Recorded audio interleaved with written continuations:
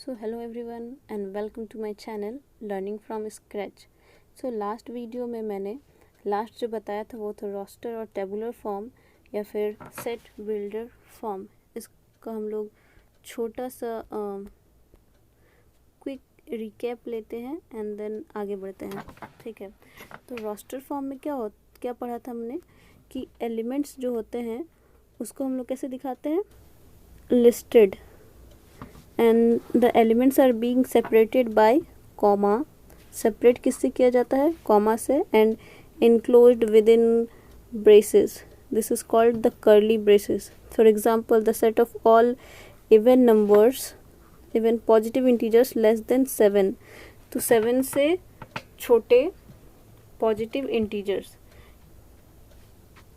वो भी सारे क्या, इवन। तो इवन यानी कि क्या, जो 2 से डिवाइड होंगे। अब पॉजिटिव बोला है तो हम लोग 1 से स्टार्ट करेंगे, तो हमें क्या मिलेगा, पहला 2 and then 4 and then 6। Even number और भी है आगे 8, बट क्या वो 7 से छोटा है, नहीं। तो इसलिए हमारा सेट में क्या क्या होगा, 2, 4 एंड 6। कुछ और एग्जांपल्स देखते हैं रोस्टर फॉर्म में। तो पहला है जैसा set of all natural number divide 42। ये एग्जांपल मैंने लास्ट वीडियो में कराया था कि 42 से 42 को जो डिवाइड करेंगे नंबर्स वो उसके सेट के अंदर आ जाएंगे। कुछ नोट पॉइंट्स से देखते हैं। पहला क्या है, रोस्टर फॉर्म में जो ऑर्डर होता है in which the elements are listed immaterial. इसका मतलब क्या हुआ, इसका मतलब हुआ कि इसमें ऐसा नहीं कि इंक्रीजिंग या डिक्रीजिंग ऑर्डर में वैसा कुछ लिखना है। नंबर्स को आप लोग आगे पीछे भी लिख सकते हो। जैसे देखो ये 1 पहले लिखा है, फिर 3 है, फिर कायदे से क्या 1 से पहले 2, इससे पहले जो हमने लिखा था, फिर 3 एंड देन आना चाहिए 7, then 14 and then 21 and then 42। लेकिन अगर हमने इसका ऑर्डर को चेंज कर दिया, किसी को आगे किसी को पीछे, तो इससे जो एलिमेंट्स हैं उस पर कोई फ़र्क नहीं पड़ेगा कि वो सेट से बाहर हो जाएगा, ऐसा कुछ नहीं होगा। तो इसका मतलब क्या है कि ऑर्डर मैटर नहीं करता है। ठीक है, तो जैसे कि the set of all vowels, तो A, E, I, O, U, ये तो हमने काफ़ी बार देखा है। द सेट ऑफ ऑड, ये क्या है, ऑड यानी कि जो 2 से डिवाइड नहीं हो सकता है। नेचुरल नंबर यानी कि जो 1 से स्टार्ट होता है, natural number 1, 2, 3, 4 and so on. Represented by, तो जैसे देखा, एक तो ऑड यानी कि जो 2 से डिवाइड नहीं होगा, यानी कि 1, 3, 5, 7, 9, 11, 13 एंड सो ऑन।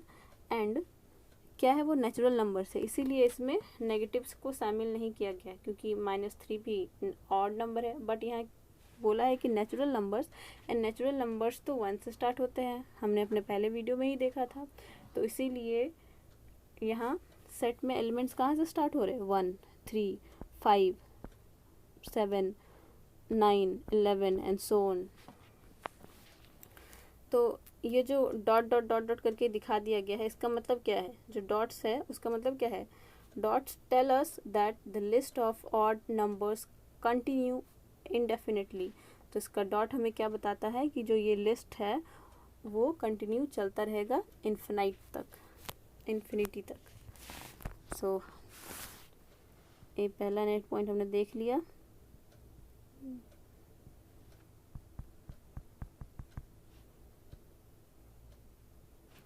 अब दूसरे पे चलते हैं।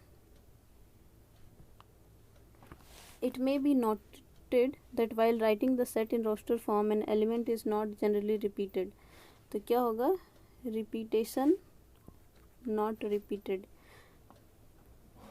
पहला क्या देखा हमने कि ऑर्डर इज इमटेरियल, मतलब जो ऑर्डर्स क्या है ये मैटर नहीं करता है किसी सेट में। एंड वैसे ही जो दूसरा नोट पॉइंट है वो है कि वहाँ हम लोग रिपीट नहीं करते हैं नंबर्स को। इसीलिए मैंने जो डेफिनेशन बताया था एकदम अपने लास्ट वीडियो में सेट का, कि a set is a well defined distinct, under bracket मैंने लिखा था distinct object of distinct collection of object. Distinct का मतलब ही वही है कि इसमें कोई रिपीटेशन नहीं होगा, सारे जो एलिमेंट्स होंगे वो अलग अलग होंगे। तो यहाँ एक एग्जांपल देखते हैं, जैसे for example set of letters forming the word school. तो स्कूल में देखिए SCHOOL 6 लेटर्स है, बट ओ 2 बार आया है। तो इसका मतलब ये नहीं कि हम लोग 2 बार लिख देंगे, क्योंकि हमको लिखने के लिए कौन कौन से अल्फ़ाबेट की ज़रूरत पड़ रही है स्कूल को लिखने के लिए, S का, C का, H का, O का एंड L का। अब ऐसे नहीं बोलेंगे हमें 2 O चाहिए, O तो O ही होता है। तो इसीलिए देखा हमने O डबल आया था, लेकिन हमने उसको रिपीट नहीं किया। और जैसे कि ऑर्डर मैटर नहीं करता था, तो अगर हम लोग आगे पीछे भी लिखेंगे तो भी कोई मैटर नहीं करेगा। तो order of listing element has no relevance, क्योंकि उससे कोई फ़र्क नहीं पड़ रहा है, तो इसीलिए कोई रिलेवेंस ही नहीं है उसका। तब इसमें जो दूसरा पॉइंट है वो क्या है कि जो सेट बिल्डर फॉर्म होता है उसमें all the elements possess a single common property. Single common property क्या, जो कि दूसरे जो एलिमेंट्स जो सेट के बाहर हैं उनमें वो प्रॉपर्टी नहीं हो सकता है। फॉर एग्जांपल सेट, ये जो सेट है ये क्या है, ऑल एलिमेंट्स क्या है इसमें, पोजेज अ कॉमन प्रॉपर्टी क्या है उसमें, each of them is a vowel in English alphabet. तो इसी को हम लोग सेट बिल्डर फॉर्म में कैसे लिखते हैं, वी क्या है, वोवेल है, v equals to x such that x is a vowel in English alphabet।